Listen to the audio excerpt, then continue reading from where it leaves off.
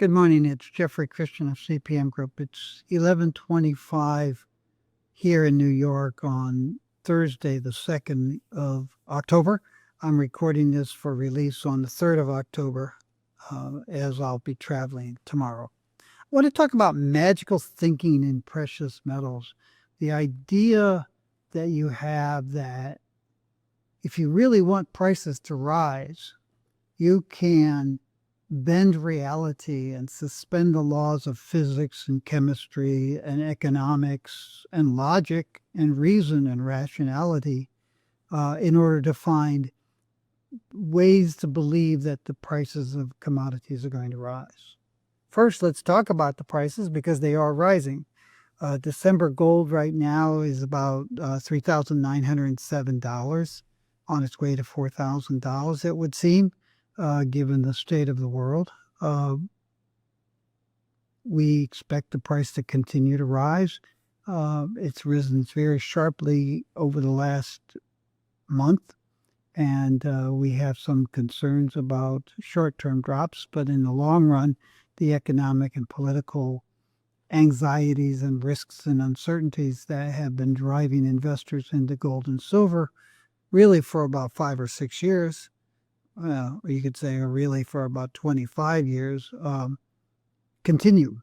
And they continue apace, and they may be accelerating a little bit, so that our expectation is that investors will continue to buy gold and silver and drive the prices higher. Gold is at this record $3,907. Silver is not yet touched its intraday high of the past, of $50 or $49.98. It has gotten up to $48. It's $47.68 as we speak today. Our expectation is that it will continue to rise. I show you the long-term chart here, and you can see the spike up to almost $50 in 2011. I'll show you a longer-term chart that shows the 1980 spike there too. I do want to emphasize, as I will later in this presentation, the long run of silver prices below $20 an ounce, a spike up, and then the drop back to levels below $20 an ounce for many years. Followed by the run up now toward $50 again. The short-lived nature of those prices above $20, which has to do with the economics and the realities of the laws of economics. But we'll get back to that. Platinum prices have risen once again. They are now over $1,600. They're $1,620 as we speak. Our expectation, we look at what has caused this. It has basically been marketing hype and inventory building and speculative investment buying. We haven't seen a lot of long-term fabrication demand issues. There are some supply constraints coming out of South Africa that are contributing to it. Our expectation is that the price will come back to that trading range that we've seen for much of the period since 2014, 2015. And palladium prices have also risen. They haven't risen as dynamically as platinum. Our expectation is that they will continue to basically trade, or they will go back toward $1,200 at some point when calmer heads prevail. Let's talk about magical thinking. CPM Group undertakes ongoing research into the actual supply, demand, and other fundamental trends in precious metals. We also do a lot of macroeconomic and political analysis, including country risk analyses, and we have done that since the 1970s. Our research operation has been doing this for more than half of a century. I assumed control of it in 1980, so it's been 46 years for me running this operation. We are paid to be right. We're not paid to be bullish or bearish. We're paid to get it right by our clients. Most of our clients are institutional investors or high net worth individual investors. We also do work for producers and consumers, fabricators, smelters, refiners, depositories, companies that service investors, central banks and governments, and other groups that have a large financial exposure to precious metals and commodities. They all pay us to be right, not to be bullish, not to be bearish. We had a client 30 some odd years ago that wanted us to be bullish, so we ended that relationship. It's just not what we do. There are, however, people who want to believe that prices will rise in ways that they've never risen before, in defiance of the economic laws of supply and demand and price, in defiance of geological realities and societal realities, as well as physics and chemistry. They will ignore production costs, fabrication costs, and other market realities in order to support their beliefs. And if one concept fails to deliver record prices, they'll find another one to support their beliefs. If you go back 4 years ago, people were talking about how ore grades were plunging, and there was no silver ore left to be mined, and that the silver above ground inventories were falling, and the silver price had to rise to $100 or $750 very soon because of this lack of supply. Well, that all proved to be nonsense. Silver reserves, mineable reserves in the ground, are at record levels now, and they're rising.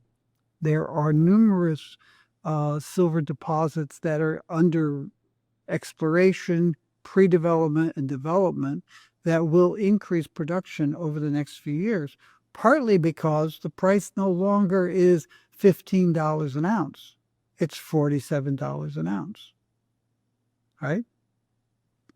That's economic reality. But people will ignore that. And when economic reality becomes irrefutable, they'll find something else. So now it's solar power. Solar power is going to use up all the silver that's being mined annually right now. Ignore those laws of economics and all. That's magical thinking. One of the things that we see is a lot of talk about how central banks are buying more than 30 million ounces of gold per year. Here's a chart from our gold yearbook, and the table is actually excerpted from our monthly precious metals advisory, which came out on the 4th of September, the last one. We're working on the October issue now. Central banks have reached several agreements over the last 3 decades as to how they manage and report their monetary reserves, including gold and currencies and other assets. Those other assets are SDRs, special drawing rights in the IMF, and the reserve position in the IMF. The 4 categories of monetary reserves that central banks may hold and count as monetary reserves: currencies, gold, special drawing rights, and reserve position in the fund.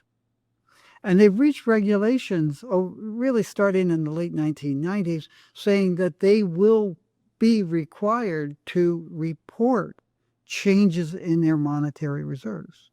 And central banks adhere to those international regulations. Prior to the late 1990s, there was a great deal of secrecy about not only monetary reserves, but about monetary policy and other factors. The secrecy started to give way really under Paul Volcker in the early 1980s. Alan Greenspan accelerated it. The Bank of England and the National Bank of Switzerland both pushed for globalization of greater transparency, regulations that specified how you define your monetary reserves and how you report it. And central banks around the world adhere to those international agreements and regulations, right? Now, you can see our estimate right now, 2025, through July, central banks had bought on a net basis 4.3 million ounces of gold. We annualize that, that's through July, to 7.5 million ounces. Last year, they bought about 8.8 million ounces on a net basis. There were some central banks that were selling, as there were earlier in this year, too. In 2023, it was 14.6, and in 2022, it was 11 million ounces. This is what central banks report. These are changes to official monetary reserves of gold.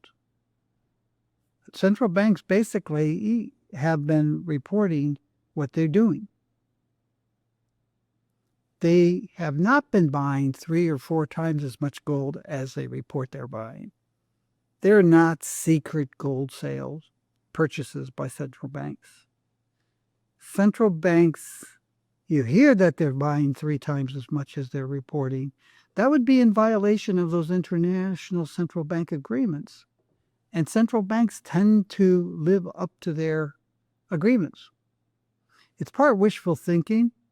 It's part lack of knowledge about how central banks interact in the gold market.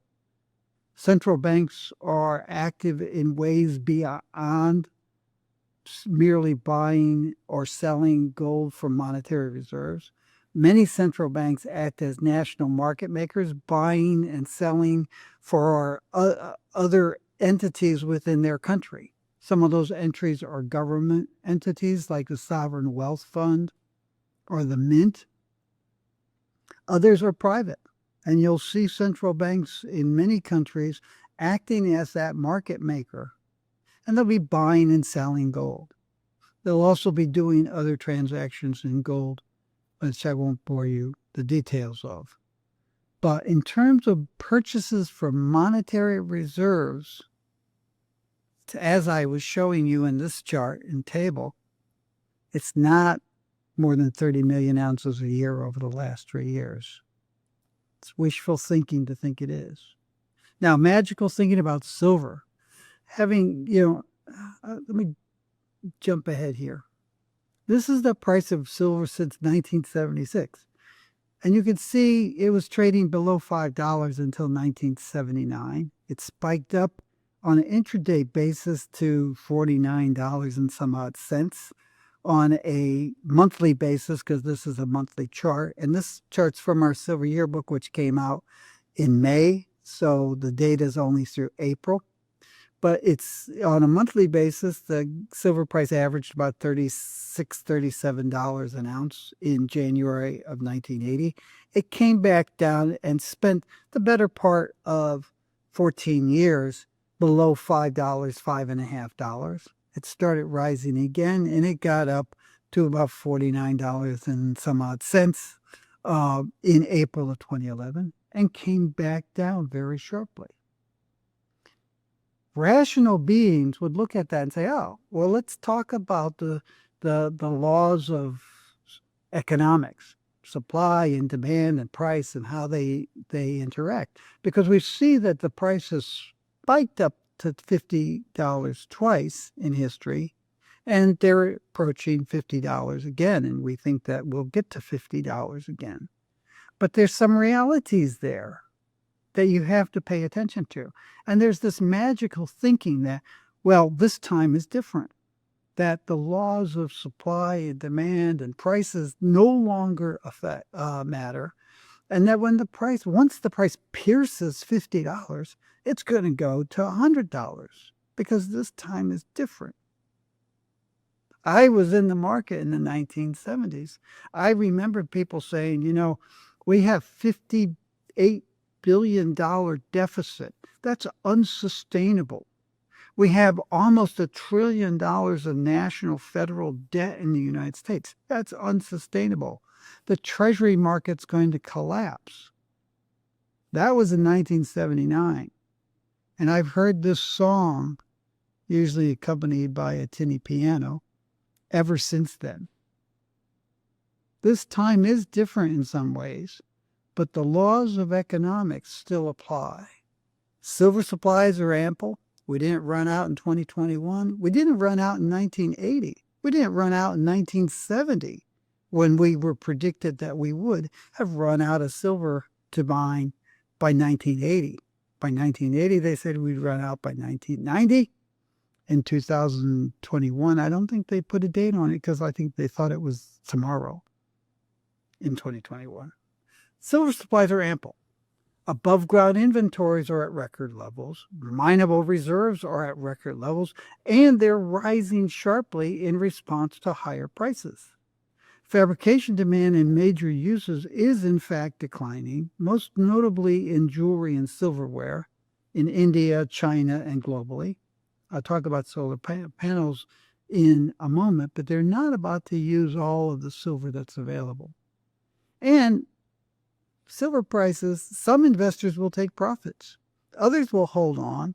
Others will have that magical thinking. Once the price breaks above $50, it's going to go to $100. Even though history suggests it was more likely to come back down than to go back up. You've got these basic laws of economics, of physics, of geology. Pay attention to them. Fabrication demand, costs, higher prices, lower metal content in jewelry and silverware, fewer consumer purchases because the stuff's become more expensive. Investors take profits. Is this time really different? Have we broken the laws of supply and demand and price? I don't think so. Now, solar power. We've been talking about this massive increase in solar panel exports from China in the first half of this year. It's not a sign of strength. It's a sign of weakness. On the right-hand side, you see this chart. This is our projections of 2025 and going forward to 2033 of silver use in solar panels.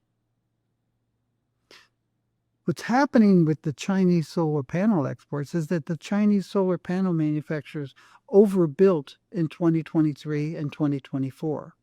They had massive inventories of unsold and uninstalled panels. The Chinese economy was suffering. Construction was suffering. People were not buying solar panels to put on new buildings.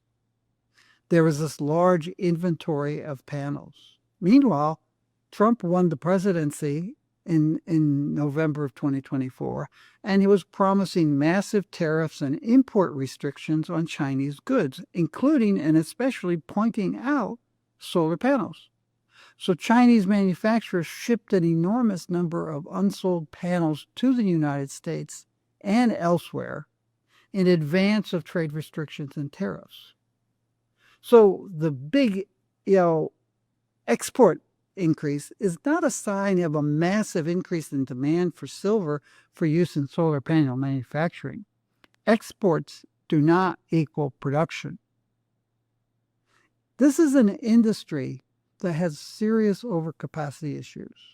On a global basis and in China, the solar panel manufacturing business is running at about 40% capacity utilization. Most businesses can't make money if they're only running 40% capacity utilization. Most businesses need to maximize the use of their facilities to maximize profits. The Chinese industry is losing a portion of the market in the United States due to the end of subsidies and import restrictions and tariffs. And it's worried, as are solar panel manufacturers around the world, that demand for their products and their profitabilities might decline going forward. Now, solar power actually is extremely cheap compared to natural gas powered electricity generation, new installations of capacity. So solar panels and solar power are going to continue to grow, and they're going to continue to use more silver, as you can see in our 10-year projections here. But they're not going to use 800 million ounces of silver. And there already is recycling of end-of-life things. The last myth, petroleum-fueled vehicle production and demand is rising very sharply because people are abandoning electric vehicles, and also they're buying more hybrid vehicles. Now, there is some truth to that. Demand for electric vehicles outside of China has declined, and demand for hybrid vehicles has risen. Within China, which is the largest market, China, last year built and sold something on the order of 27 million vehicles, half of which were electric vehicles. You can see the little bar chart there. The yellow bar is data through July for China, and the red bar is through July of last year. So you can see that there has been an increase in auto production and sales in China in the first 7 months of this year. But it's not skyrocketing, and half of those vehicles are electric vehicles that don't use platinum group metals. The chart on the left is U.S. auto sales, the second largest national market, and it's running around 16 million vehicles a year. And again, the light blue bars are current year, and for the United States, we have data through June. And the dark blue is the same period last year, the first half of last year. So we're running around 16 million vehicles.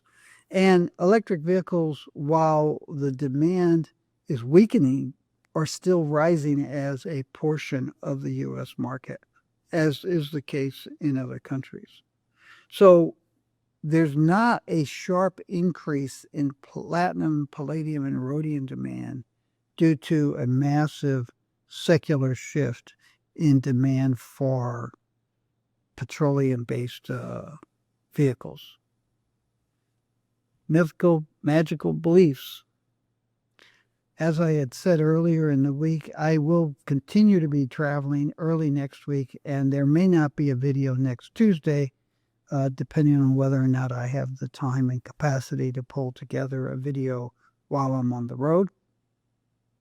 And on October 13th, we will be having our open question and answer session for our clients online. Challenge your assumptions, ask us questions, ask us to clarify things that we have maybe not been as clear in our explanation in some of our recent videos. We know this stuff. We live it 24/7. Our analysts are working. Some work early in the morning, some work past midnight. We're pretty much a full-time business. We're steeped in this stuff. And sometimes we don't realize that people who are reading our reports or listening to our videos don't have the same level of understanding and comprehension and information as we do. That's all I have for today. You can go to our website. You can buy our yearbooks. You saw some charts from them. You can buy our Precious Metals Advisory. New issue will come out next week. You can send us an email at info@cpmgroup.com. Ask us about how we can work for you. Ask us about our retail investor program, which is also described on and can be subscribed to on our website. In the meantime, take care of yourself. Take care of those around you. Try to do something good for the world. And let's watch as the world turns. I'll speak to you next week.